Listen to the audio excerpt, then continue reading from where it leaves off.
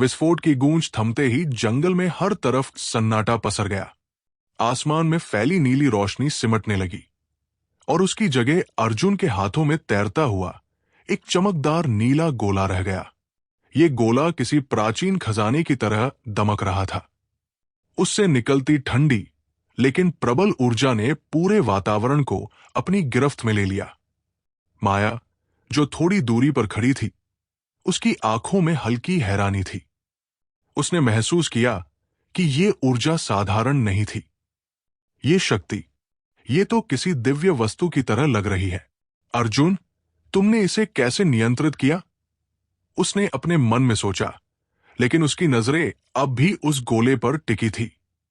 काले कवच में ढका योद्धा, जो पहले अपने भाले को आत्मविश्वास से थामे खड़ा था, अब कुछ कदम पीछे हट गया। उसकी लाल जलती हुई आंखों में क्रोध की जगह अब संदेह और उलझन का भाव था। इतनी उम्र में इतनी शक्ति, ये बच्चा कौन है? ये असंभव है। उसकी गहरी आवाज जंगल में गूंज उठी। उसकी पकड़ भाले पर और मजबूत हो गई और वो हमला करने को तत्पर था। लेकिन इससे पहले कि वो कुछ कर पाता, उसके दिमाग में अचानक एक गंभीर, अधिकारपूर्ण आवाज गूंज उठी, वापस लौटो।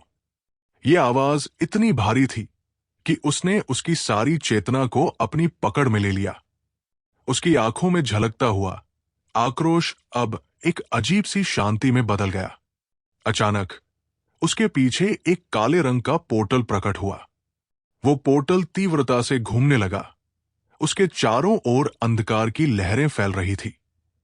योद्धा ने अर्जुन और माया की ओर एक अंतिम बार देखा। उसकी लाल आंखों में अब नफरत की जगह रहस्यमयी चमक थी। तुम अभी जीते हो, लड़के, लेकिन अगली बार तुम्हारा सामना सिर्फ मुझसे नहीं, मेरे स्वामी की शक्ति से होगा।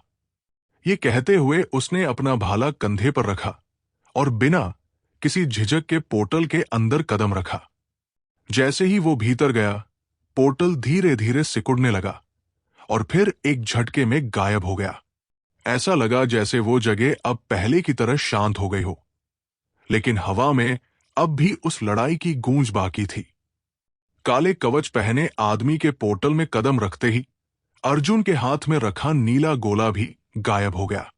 जैसे ही वो गोला अदृश्य हुआ, आकाश में एक हल्का विस्फोट हुआ और वातावरण में अजीब सी शांति छा गई।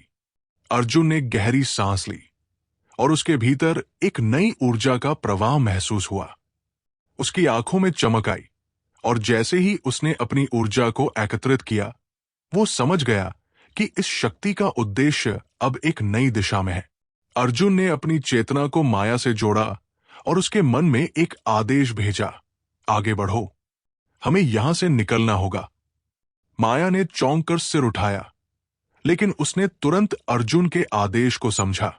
बिना एक पल की भी देरी किए उसने अर्जुन को अपनी गोदी में उठाया और तेजी से आगे बढ़ने लगी। जंगल के हरे भरे रास्ते में कदम रखते हुए चारों ओर का दृश्य जैसे उसके कदमों के साथ बदलने लगा। पेड़, पौधे और फूल सभी जैसे अर्जुन की शक्ति से जीवंत हो उठे थे। हवा में हल्की सी गूंज थी और उसकी लहरें जैसे उनकी यात्रा को पुष्ट कर रही थी। कुछ समय बाद वे एक शांत और ठंडी नदी के पास पहुंचे।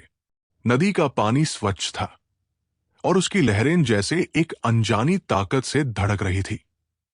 दूसरी ओर कुछ दूर पर एक शहर की भव्यता दिखाई दे रही थी। उसकी ऊंची ऊंची इमारतें आकाश की ओर मुंह उठाए खड़ी थी, जैसे वे आसमान को छूने का प्रयास कर रही हों। माया ने उस शहर को देखा और उसकी आंखों में उत्सुकता का मिश्रण था। ये जगह, क्या ये वही स्थान है जिसे हम ढूंढ रहे थे? उसने मन ही मन सोचा। माया ने एक जोरदार छलांग लगाई और जैसे ही वो हवा में उड़ी, उसकी शक्तियों ने उसे इस हद तक बल दिया कि वो एक ही पल में नदी को पार कर गई और शहरी इलाके की ओर बढ़ने लगी। उसके शरीर से निकलती हुई ऊर्जा जैसे हवा को भी चीर रही थी और उसके कदमों से आसपास का माहौल भी हल्का सा डोल रहा था। जब माया ने शहर के मुख्य प्रवेश द्वार की ओर बढ़ना शुरू किया, तो उसे पूरी तरह से महसूस हुआ कि वो किसी नए, अपरिचित और खतरनाक दुनिया में कदम रख रही है। ये शहर केवल आकार में विशाल नहीं था, बल्कि इसके अंदर की दुनिया भी कुछ अलग ही थी। एक ऐसी दुनिया जो उच्च तकनीक और रहस्यमयी शक्तियों से भरी हुई थी। शहर के दरवाजे पर कुछ सैनिक खड़े थे, जिनके हाथों में अत्याधुनिक मशीन गन्स और लेजर गन्स थी। उनके चेहरे कठोर थे, जैसे कोई खतरे का सामना करने के लिए पूरी तरह तैयार हो। जैसे ही माया ने उन्हें देखा, वे तुरंत सतर्क हो गए। लेकिन माया ने एक गहरी सांस ली और बिना एक पल की भी देरी किए अपनी शक्तियों को संकेंद्रित किया। उसकी आंखों में एक हल्की सी चमक उभरी, और फिर जैसे ही उसने अपनी ऊर्जा को नियंत्रण में लिया, उसकी उपस्थिति पूरी तरह से अदृश्य हो गई। सैनिकों को उसकी कोई आहट नहीं मिली, जैसे वो हवा में घुलकर एक अदृश्य शक्ति बन गई हो। इस अदृश्यता ने माया को एक निर्णायक बढ़त दी, और वो चुपके से शहर में प्रवेश करने में सफल हो गई। शहर के भीतर कदम रखते ही माया और अर्जुन ने महसूस किया कि ये जगह जितनी बड़ी दिखती थी, उतनी ही ज्यादा विशाल थी। शहर की इमारतें इतने ऊंचे थे कि उनका सिर जैसे आकाश के साथ मिल गया हो।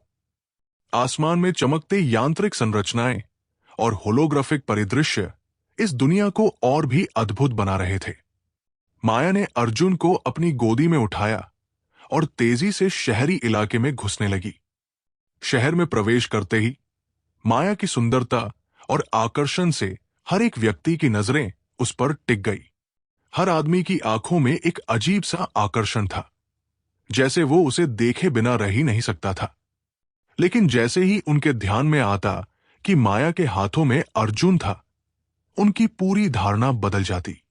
वे दूर से ही उसकी ओर देख रहे थे, और उन आंखों में एक तरह की समझदारी थी। ये पहले से ही शादीशुदा है। माया ने टेलीपैथी से अर्जुन से संपर्क किया और पूछा, अब हमें कहाँ जाना चाहिए? अर्जुन ने अपनी आंतरिक शक्ति को महसूस करते हुए उत्तर दिया, हमें पहले एक सुरक्षित स्थान का इंतजाम करना होगा, जहां हम कुछ देर रुक सकें। माया ने जवाब में एक हल्की सी मुस्कान दी और अपनी ऊर्जा को फिर से संकेंद्रित करते हुए आगे बढ़ने लगी। जैसे ही वो आगे बढ़ी, हर एक कार जो सड़क पर चल रही थी अपने आप रुक गई। माया की उपस्थिति ने जैसे ही आसपास के वातावरण को महसूस कराया, हर वाहन ने अपने आप गति को धीमा कर दिया, और कुछ तो रुक भी गई। ये अनोखी घटना केवल माया की शक्ति को दिखाती थी, जो उसे यहां तक पहुंचने में मदद कर रही थी। वो केवल अपने इच्छा शक्ति से इस शहर के हर पहलू को प्रभावित कर सकती थी।